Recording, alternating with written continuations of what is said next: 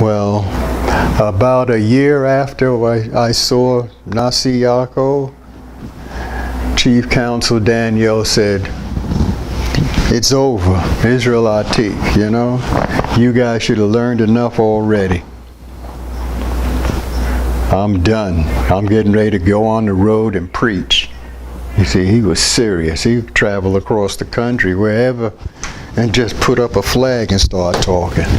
He said that's how powerful he was. But before that happened, he took me up to Harlem, and we met with Abba Biven. Okay, so you had an encounter with Abba Biven. Oh yeah, Abba Biven and Nasi Barak. Oh, Nasi Barak was up there at that time. Nasi Barak, he was going back and forth between Israeli Tanak and Tanak School. And when I met Nasi Barak, it was at Chief Counsel's house. Okay.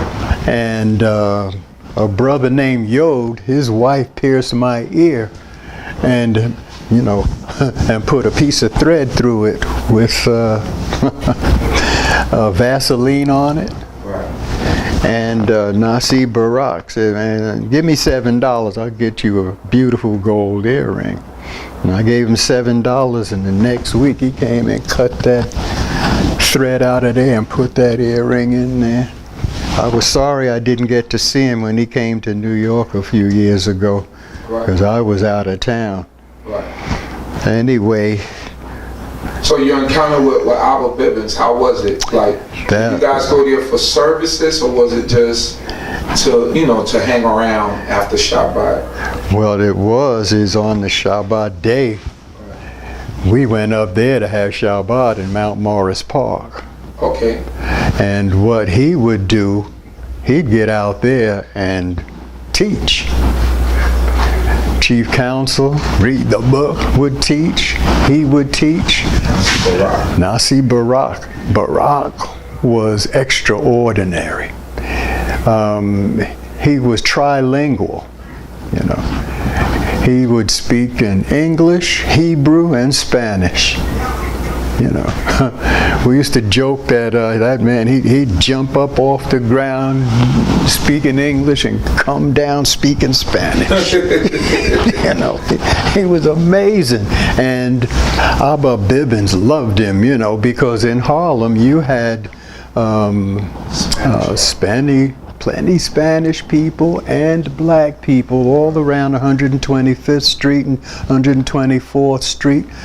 Because by First Avenue was where Tanak School was, but they would come over toward the west in Mount Morris Park. They changed the name of the park by now.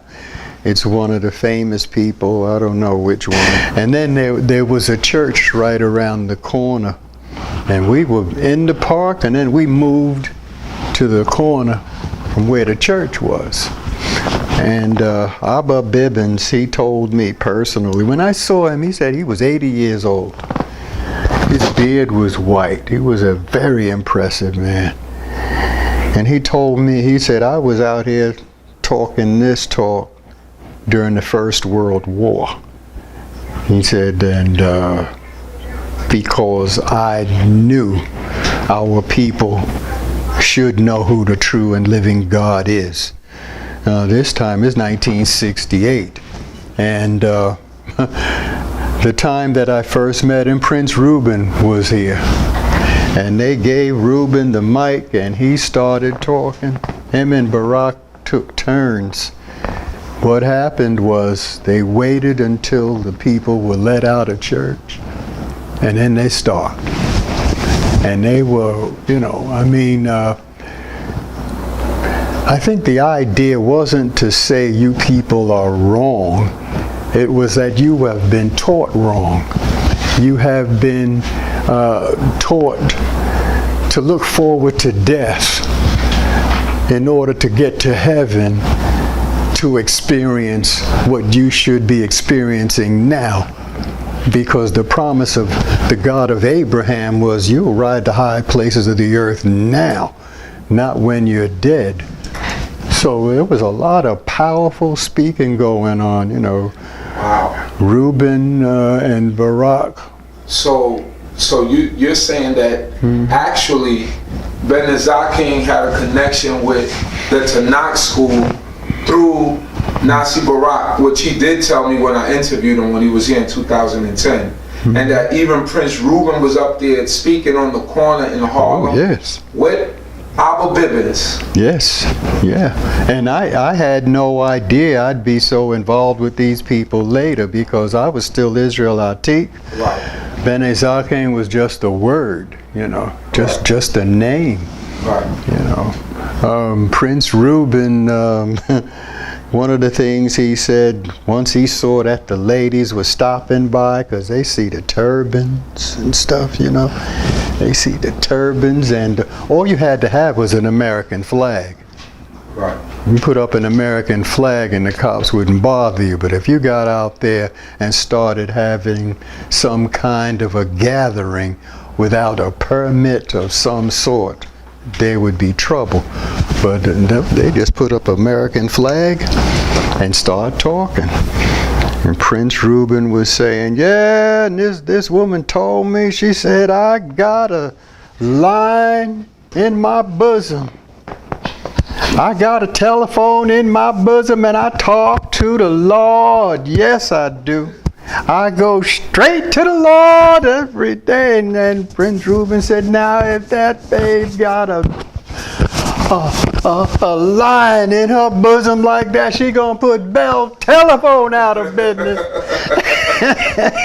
and all of the church people decided they wasn't going back after the break. They was out there cheering. Yeah, oh man, oh man. He said, there ain't no sweet by and by. It's in the here and now. You see, that pork chop preacher just taking the money. Y'all got to understand, you know, there's no pie in the sky in the sweet by and by. Oh, Lord, that boy talking, ain't he? You know. And then when Abba Biven get up with that impressive voice and that stately manner and that white beard. And he also used to wear a turban. And he wore a white turban. You know, and when he starts speaking, you know, our people were, and always were in those days, intent on bowing to the gray hair. You know, it was like, that's it. You know, they said, we're now going to hear from our elder and our teacher. And he'd stand up there and he'd start talking and say, and I can prove it with that book you got right there in your hand, you know. And anyway, that was a great experience. I went up there a couple times. And one time we were over there and they had the charts up. And they had the charts that said, if you're Jamaican, you come from this tribe, and if you're from Barbados, it's that tribe, and boom, boom, boom, boom. And read the book, said, hey, come on, Pop. What is, you know that ain't right. He said, of course, Danny, I know that's not right. He said, but that's the hook. That's how we get them into place, and we wire them up to what's true. Well, you know, years later, after he passed away, and his sons and all of them, they either died or moved away, the Tanak School began to teach those things as truth. This is the truth, you know. And, well, anyway, when we got cut loose by Chief Counsel, Princess Rivka, and my son and I, we kept Shabbat at home and all the holy days. And I didn't know where Ben King was, but I wanted to find them because that's where my teacher came from. And we had no roots. We were just floating, you know. I'm like, man, you know, we did the best we could.